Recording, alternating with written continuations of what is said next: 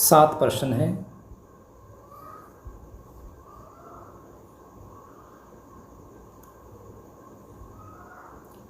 Welcome to doubt हट maths. मैं सुनील कुमार। प्यारे बच्चों, आज हम करेंगे कक्षा 10वीं गणित के चैप्टर 3 की प्रश्नावली 3.1। इस प्रश्नावली में कुल 7 क्वेश्चन हैं। 1 बाय 1 हम सभी क्वेश्चंस को अच्छे से सॉल्व करेंगे। सबसे पहले बच्चों हम जानते हैं कि रैखिक समीकरण क्या होते हैं।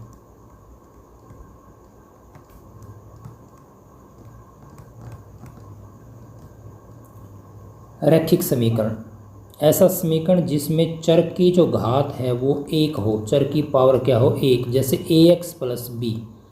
ये एक रैखिक समीकरण है क्योंकि यहाँ पर जो चर x है उसकी जो पावर है वो क्या है 1 है, इसलिए हम इसको कहेंगे रैखिक समीकरण जहाँ पर चर की घात 1 हो। 2 चर वाले रैखिक समीकरण क्या होंगे, जिसके अंदर 2 चर हो। जैसे मैं यहाँ पर लिखता हूँ समीकरण a1x + b1y + c1 = 0। तो यहाँ पर देखिए x और y 2 चर हैं और यहाँ पर x और y जो हमारे पास चर हैं इनकी घात क्या है 1 है, पावर 1 है। तो ये रैखिक समीकरण है, लेकिन 2 चर वाले रैखिक समीकरण हैं। x और y यहाँ पर 2 वेरिएबल हैं, 2 चर हैं। दूसरा समीकरण मैं लेता हूँ यहाँ पर a2x + b2y + c2 = 0। ये 2 समीकरण हैं, इसे हम कहेंगे 2 चर वाले रैखिक समीकरण युग्म। अब देखिए मेन चीज़, यहाँ पर हम इनके रेशियो लेते हैं कोफिशिएंट के। जो गुणांक है, x का गुणांक a1 है, y का गुणांक b1 है, c1 यहाँ पर स्थिरांक है, कांस्टेंट है। समीकरण दूसरी उसके अंदर x का गुणांक a2 है, y का गुणांक b2 है और कांस्टेंट टर्म है वो c2 है। तो इनके हम कोफिशिएंट का, इनके हम गुणांक का रेशियो लेते हैं। तो a1/a2 और b1/b2 और c1/c2, अगर ये तीनों के तीनों आ जाते हैं बराबर, तो यहाँ पर इस रैखिक समीकरण के अनेक हल होंगे। जो रैखिक समीकरण युग्म है इसके अनेक हल यानी इन्फिनिट मैनी सॉल्यूशन होंगे। और जो ग्राफ आएगा वो आपका क्या रहेगा, एक लाइन पहले ग्राफ के लिए जो लाइन आएगी, रेखा आएगी, दूसरी भी इसके ऊपर आ जाएगी, यानी कि ये क्या होंगे, दोनों संपाती होंगे। कोई इंसिडेंट बोलते हैं इसको या संपाती। एक रेखा के ऊपर दूसरी रेखा, यानी एक ग्राफ आएगा उसके ऊपर ही दूसरे लाइन का ग्राफ आएगा, दोनों एक दूसरे के ऊपर आएंगे। दूसरा केस, यदि a1/a2 बराबर नहीं है b1/b2। अब आपको c1 c2 चेक करने की जरूरत नहीं। अगर पहला a1/a2 b1/b2 के बराबर नहीं है तो इतना ही चेक करेंगे। तो इसका हम कहेंगे अद्वितीय हल, यानी यूनिक सॉल्यूशन। अद्वितीय हल होगा और यहाँ पर जो ग्राफ आएगा वो आपस में दोनों लाइनें इंटरसेक्ट करती हुई आएंगी। इस तरह का ग्राफ, दोनों लाइनें आपस में काटेंगी। तीसरा केस है हमारे पास, यदि a1/a2 बराबर है b1/b2 बराबर नहीं है c1/c2, तो क्या होगा।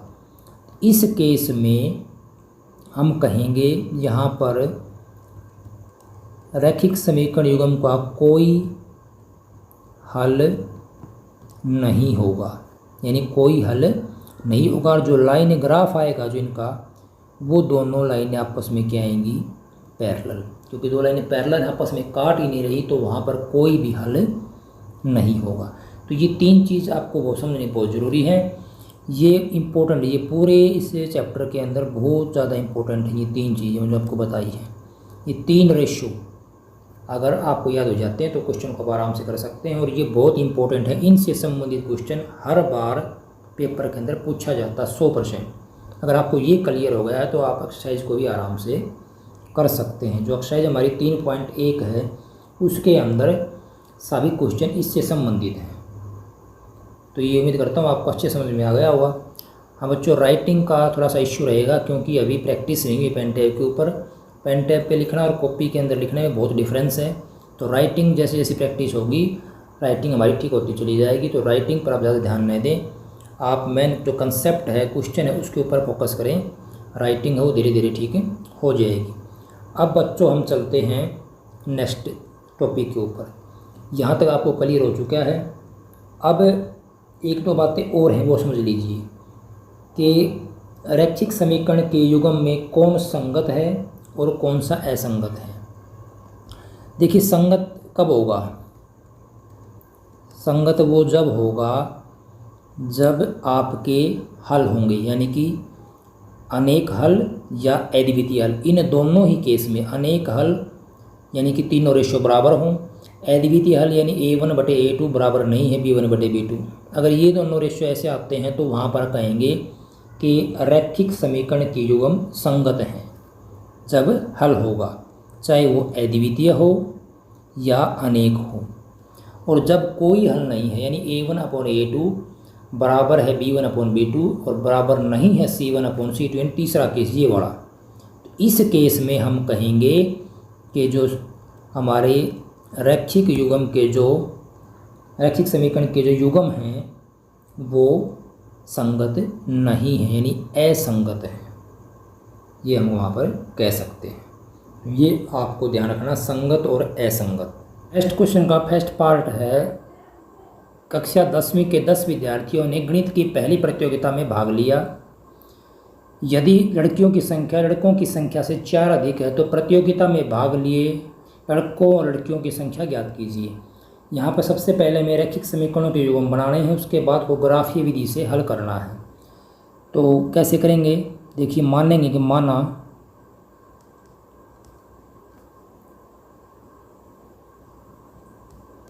लड़कों की संख्या, माना लड़कों की संख्या बराबर है x, लड़कियों की संख्या बराबर मान लिया हमने y। अब देखिए यहाँ पर प्रश्नानुसार जो पहली शर्त है हमारी उसके अनुसार क्या है, इसने कहा है कि कुल जो हैं 10 हैं लड़के लड़कियाँ मिला करके, तो x + y बराबर क्या हो गया 10। दूसरी शर्त क्या है कि लड़कियों की संख्या यानी कि y, जो y है वो बराबर है लड़कों की संख्या से 4 अधिक। लड़कों की संख्या है 4x, उससे 4 अधिक यानी x = 4। तो ये हमारे पास समीकरण नंबर 1 हो जाएगा, ये समीकरण नंबर 2 हो जाएगा। तो 2 रैखिक युग्म हमने बना लिए यहाँ पे। अब हमें क्या करना है, अब हमें इनको ग्राफीय विधि से हल करना है। तो इसको आप इस तरह भी लिख सकते हैं, जो सेकंड समीकरण है इसको आप लिख सकते हैं x - y बराबर -4, इसको ऐसे भी लिख सकते हैं आप। अब हमें क्या करना है, ग्राफीय विधि से इसको हल करना है, x और y का मान निकालना है। तो पहले हम समीकरण नंबर 1 से देखेंगे। जो समीकरण नंबर 1 है यहाँ से हम किसी एक वैल्यू निकाल लेते हैं, x की या y की। x की वैल्यू समीकरण नंबर 1 से हो जाएगी 10 - y। अब हम यहाँ पर ग्राफ के लिए पहले मान निकालेंगे, x के और y के। 2 वैल्यू बहुत रहती हैं, x और ये हमने लिया y की वैल्यू हमने शुरू में ले ली, कुछ भी ले सकते हो आप, मर्जी आपकी, 5 ले लेते हैं हम। तो x की वैल्यू कितनी आएगी, ऊपर यहाँ 10 - 5 यानी कि 5, x की वैल्यू कितनी आ गई 5। अब आप वैल्यू ले लीजिए y की, 6 ले सकते हैं, 7 ले सकते हैं, 0 ले सकते हैं, मर्जी आपकी। हम ले लेते हैं वैल्यू इसकी 6 ले लेते हैं, y की वैल्यू 6, तो 10 - 6 x की वैल्यू हो जाएगी 4। इसी प्रकार अब हम समीकरण नंबर 2 में यहाँ देखते हैं, यहाँ पर y बराबर x = 4 है। इसके लिए भी हम क्या करेंगे, यहाँ पर टेबल बना लेंगे इस तरह से। तो इस टेबल के अंदर हम 2 वैल्यू निकालेंगे, x और y। तो x हमारा यहाँ पर है और ये y है। तो यहाँ पर हम देखिए x की वैल्यू ले लेते हैं 0 ले लेते हैं, चलो x की वैल्यू 0 यहाँ रखेंगे तो 0 + 4 y की वैल्यू आ जाएगी 4। देखिए वैल्यू आप अपने हिसाब से ले सकते हैं, ज़्यादा बड़ी नहीं लेनी आपको, छोटी वैल्यू लें और अपने हिसाब से आप कोई वैल्यू ले सकते हैं। यहाँ पर ज़रूरी नहीं है कि आप यहाँ 0 लें, 1 ले सकते हैं, 2 ले सकते हैं, 3 4 मर्जी आपकी, लेकिन ज़्यादा बड़ी वैल्यू ना लें। दूसरा अब हम यहाँ पर वैल्यू ले लेते हैं एक्स की, मान लो 1, तो वाई की वैल्यू कितनी हो जाएगी 1 + 4, यानी वाई की वैल्यू आ जाएगी 5। दो वैल्यू काफ़ी रहती है, सफिशियंट है। अब हमें क्या करना है, ग्राफ बनाना है। जी हमारे पास दोनों टेबल बन चुकी हैं दोनों समीकरण के लिए, इनको हम ग्राफ के ऊपर दर्शाएंगे और फिर वहाँ से हम एक्स और वाई की वैल्यू निकालेंगे। देखो यहाँ पर एक्स की वैल्यू बड़े से बड़ी पॉजिटिव वैल्यू है, वो कितनी है 5 है, तो हम एक्स में 5 तक लिख लेते हैं, और वाई में बड़ी से बड़ी वैल्यू है वो 6 है, तो हम उसमें 6 लिख लेते हैं। एक्स की वैल्यू 5 तक ले लेंगे और वाई की वैल्यू 6 तक ले लेंगे। तो यहाँ पर 1 2 3 4 5 6 1 2 3 4 5 6। देखो आपको एक ग्राफ से करना, ग्राफ के अंदर ये जो डिस्टेंस रहेगी बिल्कुल आपको ग्राफ के अंदर बिल्कुल एक जैसी दी मिलेगी, तो वहाँ पर आसानी से आप कर सकते हैं ग्राफ के अंदर। एक्स में नेगेटिव वैल्यू कोई नहीं है तो हम नहीं लेंगे, वाई की पॉजिटिव वैल्यू ले लेते हैं हम 1 2 3 4, थोड़ा बढ़ा लेते हैं इसको 5। अभी थोड़ा सा पेन को चलाने में दिक्कत आ रही है, थोड़ी सी प्रैक्टिस नहीं है, धीरे धीरे इसको हम ठीक कर लेंगे। एक्स की वैल्यू थी, देखो पहले हम इस समीकरण के लिए ग्राफ खींचेंगे। एक्स की वैल्यू 5, वाई की 5, एक्स की 5 वाई की 5। देखिए एक्स की वैल्यू 5 हो जाएगी, ये वैल्यू है, और वाई की 5 हो जाएगी यहाँ पर जाकर कहने की ये, तो ग्राफ में तो आपको बिल्कुल सही दिखेगा। तो ये पॉइंट आ जाएगा यहाँ हमारा यहाँ पर, इसको लिख देंगे 5 5। एक्स की वैल्यू 4 है, वाई की वैल्यू 6 है, ये 4 है एक्स की और वाई की वैल्यू 6। देखो वाई की 6, देखो वैल्यू आगे और ले लेते हैं थोड़ी सी, यहाँ तक ये 6 हो जाएगा, तो इसको बनाएंगे आगे, ये 6 किसी में यहाँ आ जाएगा, ये पॉइंट हो जाएगा यहाँ पे 4 और 6, तो हमारा ग्राफ आएगा। देखो ये इस तरह से इसके अंदर से होता हुआ लाइन आ जाएगी इस तरह से ये, ठीक है। अब हम सेकंड के लिए लेते हैं, इसके लिए समीकरण में देखते हैं यहाँ पर ये जो टेबल बना रखी है हमने, एक्स की वैल्यू 0, वाई की वैल्यू 4, 0 और वाई की 4, ये रही 0 और 4। फिर है 1 और 5, एक्स की 1 वाई की 5, तो एक्स की 1 ये हो जाएगा और वाई की 5 वैल्यू हो जाएगी हमारी यहाँ पर ये, यानी यहाँ आ जाएगा।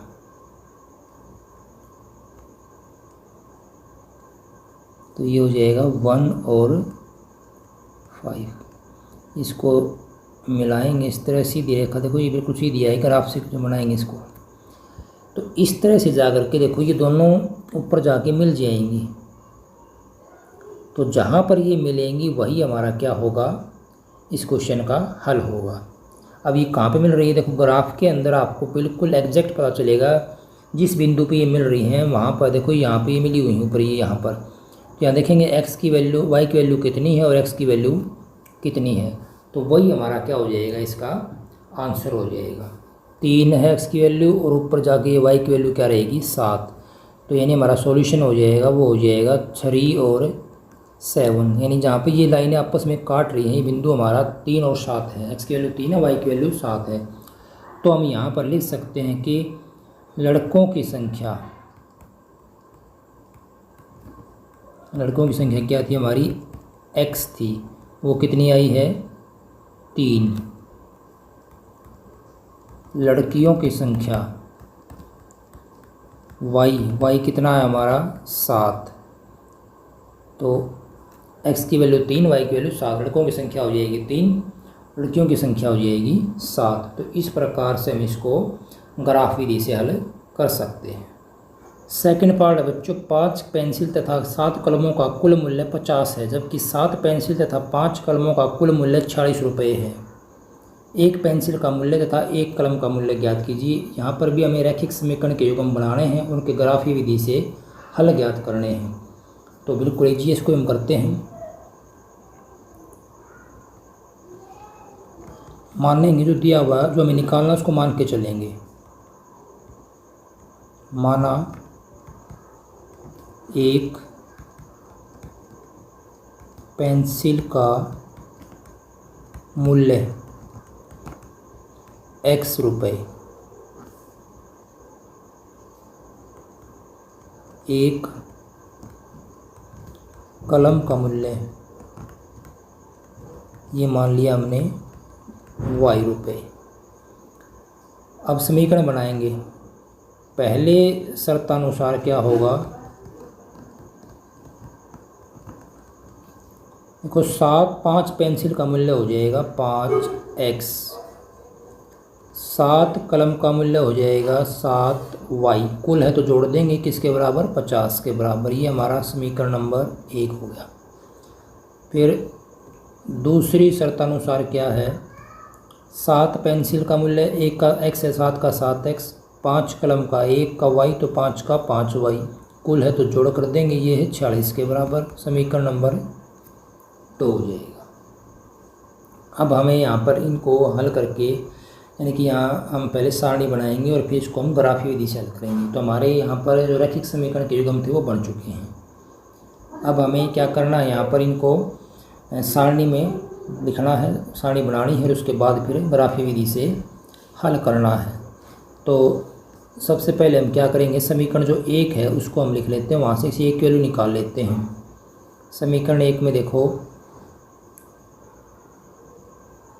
5x बराबर हो जाएगा 50 घटा 7y, और यहाँ से x हो जाएगा 50 घटा 7y बटे 5। तो इसके लिए हम पहले बनाएंगे इस तरह से टेबल, x की वैल्यू और y की वैल्यू। तो यहाँ पर देखिए y की वैल्यू हम क्या लें, y की वैल्यू आप पहले 0 ले लो, ये हो जाएगा 50 माइनस 7 गुणा 0 0, 50 माइनस 0 50 बटे 5, यानी x की वैल्यू कितनी आ गई। अब दूसरी y की वैल्यू लो, यहाँ पर क्या लें, अब देखिए यहाँ पर 1 लेते हैं तो नहीं हो पाएगा, 2 लेते हैं y की वैल्यू तो भी नहीं, हम 5 लेते हैं यहाँ पर y की वैल्यू। देखो y की वैल्यू 5 लेंगे तो ये हमारा हो जाएगा 7 गुणा 5, 35, 50 घटा 35 15, 15 को भाग देंगे 5 से, पूरा पूरा भाग जाएगा 3 पे। अगर हम यहाँ पर वैल्यू y के लेते हैं 2, तो 7 गुणा 2 14, 50 माइनस 14 36 बचेगा, 36 को 5 से भाग देंगे तो ये 7.2 आएगा। दिक्कत आएगी हमें, इसलिए हमें पूरी वैल्यू लेनी है, 7 ले सकते हैं, 7.2 नहीं। तो हमने y की वैल्यू क्या ली, यहाँ पर 5 ली, जिससे हमारे पास x की वैल्यू क्या आ गई 3। अब हम समीकरण नंबर 2 पे चलते हैं। समीकरण नंबर 2 में देखिए 7x बराबर हो जाएगा 46 घटा 5y, और यहाँ से x का मान हो जाएगा 46 घटा 5y बटे में 7। अब इसके लिए भी हम एक समीकरण बनाएंगे, टेबल बनाएंगे इस तरह से। 2 वैल्यू बहुत रहती हैं, देखिए यहाँ पर y की वैल्यू क्या ले, 0 लेंगे तो भी नहीं हो पाएगा ये। यहाँ पर y की वैल्यू अगर हमें 1 लेते हैं तो 41 बचेगा, तो भी 7 से भाग नहीं जाएगा। y की वैल्यू 2 लेते हैं तो भी नहीं हो सकता ये। y की वैल्यू हम 3 लेते हैं तो 15 बचेगा, 46 में से हम 15 को माइनस करेंगे 30 नहीं जाएगा। हम यहाँ वैल्यू लेते हैं अगर y की 4 तो भी नहीं हो पाएगा, 5 लेते हैं तो हो जाएगा। y की वैल्यू हम लेंगे यहाँ पर 5, तो यहाँ रखेंगे तो 5 गुणा 25, 46 घटा 25, तो ये हमारे पास बचेगा 21। 21 को 7 से भाग देंगे तो कितना आ जाएगा 3, तो एक वैल्यू हमारे पास ये आ जाएगी। अगर y की वैल्यू हम लेते हैं -2, हाँ तो हो जाएगा। देखो y की वैल्यू मैंने ली -2, तो ये -5 गुणा -2 कितना हो जाएगा 10, 46 जमा 10 56, 56 को 7 से भाग देंगे तो ये 8 पे चला जाएगा। तो इस तरह से आपने वैल्यू को ढूंढना पड़ेगा। तो इस तरह से हमारी ये टेबल दोनों बनेंगी हैं। अब हमने क्या करना है, इनको ग्राफी विधि से इसके ऊपर दर्शाना है। 1 2 3 4 5 6 7 8 9 10, 1 2 3 4 5 6 7 8 9 10। वैल्यू पॉजिटिव है 5 तक है, 3 4 5, 1 2 3 4 और ये 5। माइनस में जो वैल्यू है वो है 2 तक, तो -1 और -2। x की वैल्यू 10 है, y की 0, तो y की 0, तो ये हो जाएगी हमारे पास देखो x की 10 और y की 0। आपको पता है कि y 0 x के ऊपर हर जगह y 0 है, तो ये x की 10 है, y की 0 यहाँ पर होगी। ये हो जाएगा 10 और 0, x की 3 y की 5, x की 3 ये हो जाएगा और y की 5, यानी ये बिंदु आ जाएगा 3 और 5। इसको अब हम मिला देंगे इस तरह से, सीधी लाइन ग्राफ से आ जाएगी आपकी। अब हम सेकंड है वो देखते हैं। दूसरी टेबल x की 3 y की 5, 3 और 5 ये वैल्यू वही आएगी, यहाँ पे काट जाएगी 3 और 5 ये, और 8 माइनस 2, तो 8 हमारी ये है और माइनस 2 हो जाएगा नीचे, यहाँ ले लेते हैं -1 -2, तो ये वैल्यू आएगी यहाँ पे।